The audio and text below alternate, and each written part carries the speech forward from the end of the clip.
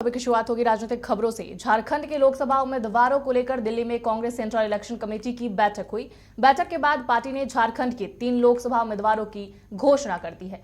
घोषित उम्मीदवारों में खूंटी से कालीचरण मुंडा, लोहरदगा से सुखदेव भगत और हजारीबाग लोकसभा सीट से जयप्रकाश पटेल पर पार्टी ने भरोसा जताया है। बैठक में पार्टी के राष्ट्रीय अध्यक्ष मल्लिकार्जुन खड़गे, सीपीपी चेयरपर्सन सोनिया गांधी और संगठन महासचिव केसी वेणुगोपाल के अलावा झारखंड के प्रदेश प्रभारी अहमद मीर, प्रदेश अध्यक्ष राजेश ठाकुर और पार्टी विधायक दल के नेता आलमगीर आलम मौजूद रहे। अब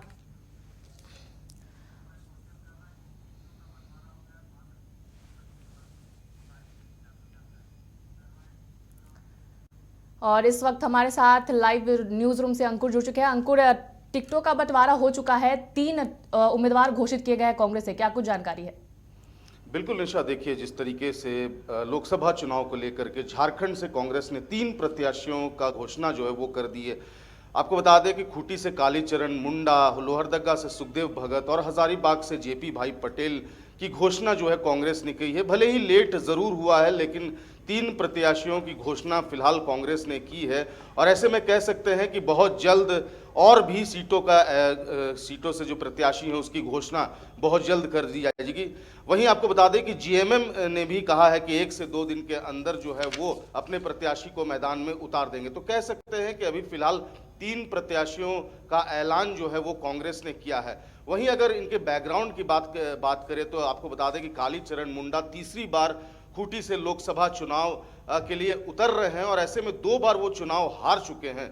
वहीं अगर बात करें सुखदेव भगत की तो 2019 में लोकसभा चुनाव वो काफी कम मतों से लेकिन हार जरूर गए थे। तो कह सकते हैं कि एक बार फिर कांग्रेस ने उन पर भरोसा जरूर जताया है, लेकिन अब देखने वाली बात होगी कि किसका पलड़ा ज्यादा भारी रहता है, क्योंकि लगातार बीजेपी ने भी अपने उम्मीदवार जो हैं वो पहले ही उतार दिए हैं। हालांकि रांची का सीट संशय बना हुआ है, लगातार कई बातें। जैसा कि आपने कहा कि बीजेपी ने सारे उम्मीदवारों के नाम घोषित कर दिए हैं, लेकिन कांग्रेस ने अब तक जो उम्मीदवारों की घोषणा की वो लेट की और उसमें भी सिर्फ 3 उम्मीदवारों के नामों की घोषणा की गई है। क्या लगता है इतना लेट सिर्फ 3 उम्मीदवारों के नाम की घोषणा की गई, बाकी जो उम्मीदवार है उन्हें कब तक सामने लाया जाएगा? देखिए, मैं आपको बता दूं कि कल जिस तरीके से दिल्ली में तमाम आला अधिकारियों के साथ इनकी बैठक हुई, तमाम पार्टी के बड़े जो नेता हैं उनके साथ बैठकें हुई हैं और ऐसे में सभी सीटों को लेकर के चर्चाएं हुई हैं। हालांकि सबसे पहले इन 3 सीटों पर मुहर लगी है, लेकिन अब आने वाले दिनों में साफ प्रदेश अध्यक्ष राजेश ठाकुर ने कहा है कि आने वाले कुछ दिनों में जो है तमाम सीटों का ऐलान जो है वो कर दिया जाएगा। हालांकि जो सूत्रों के हवाले से सूचना मिल रही है, जो सीट बंटवारे को लेकर के जेएमएम और कांग्रेस में लगातार मंथन किए जा रहे हैं और इसी में थोड़ा वक्त लग रहा है। हालांकि 1 से 2 दिन के अंदर कांग्रेस जेएमएम दोनों दावा जरूर कर रहे हैं कि बहुत जल्द सीटों का ऐलान कर दिया जाएगा, लेकिन फिलहाल इन 3 सीटों की अगर बात करें तो कांग्रेस ने 2 प्रत्याशियों जो कि पहले भी कांग्रेस कोटे से लोकसभा चुनाव के लिए खड़े हुए थे, लेकिन दोनों बार वो हार गए थे। वहीं अगर बात करें सुखदेव भगत की तो वो एक बार चुनाव हार चुके हैं और इससे पहले उन्होंने बीजेपी का भी दामन कुछ दिन के लिए सुखदेव भगत ने थामा था, लेकिन बहुत ज्यादा दिन वो नहीं रहे थे और वापस वो कांग्रेस में वापस वो चले आए थे। तो ऐसे में कह सकते हैं कि लगातार कांग्रेस का कहना है कि इन पर एक बार फिर से भरोसा किया जा रहा है। हालांकि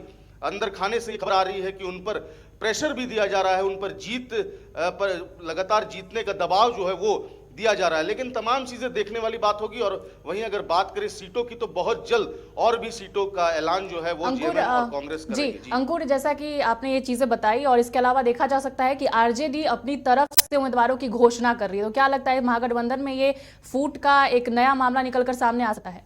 देखिए, अभी फिलहाल जो है आधिकारिक रूप से ये बात सामने नहीं आई है कि जिस तरीके से सीट बंटवारे को लेकर के इनका मंथन चल रहा है। हालांकि कहीं ना कहीं अंदर खाने से ये जरूर खबर है कि सीटों को लेकर के तमाम जो दल हैं इंडिया गठबंधन के, उन पे लेकर के जो है जिस तरीके से फूट की बात आपने कही वो चल रही है। हालांकि अभी फिलहाल आधिकारिक रूप से ये पुष्टि नहीं है, लेकिन अब देखने वाली बात होगी कि रांची सीट से किस प्रत्याशी को उतारा जाता है, कि कौन चेहरा होगा, तमाम चीजें देखने वाली बात होगी और यही जो है इसी वजह से इतनी देरी हो रही है। लेकिन अब हमें 1 से 2 दिन का इंतजार करना होगा। 1 से 2 दिन के बाद ही ये क्लियर हो पाएगा कि जेएमएम और कांग्रेस और आरजेडी कितने कितने सीटों पर चुनाव लड़ेंगे। जी अंकुर, बहुत बहुत धन्यवाद हमारे साथ जुड़ने के लिए और तमाम जानकारियों के लिए। तो आप देख सकते हैं कि झारखंड के लोकसभा उम्मीदवारों को लेकर दिल्ली में कांग्रेस सेंट्रल इलेक्शन कमेटी की बैठक हुई है और बैठक के बाद पार्टी ने झारखंड से 3 लोकसभा उम्मीदवारों की घोषणा कर दी है और घोषित उम्मीदवारों में खूंटी से कालीचरण मुंडा, लोहरदगा से सुखदेव भगत और हजारीबाग लोकसभा सीट से जयप्रकाश पटेल पर पार्टी ने भरोसा जताया है। जहां देखा जा सकता है कि बीजेपी ने अपने उम्मीदवारों की घोषणा कर दी है और उनकी चुनावी गाड़ी भी रफ्तार में है और तैयारियों में जुट चुकी है, लेकिन अभी तक कांग्रेस के तरफ से सिर्फ 3 उम्मीदवारों की घोषणा की गई है।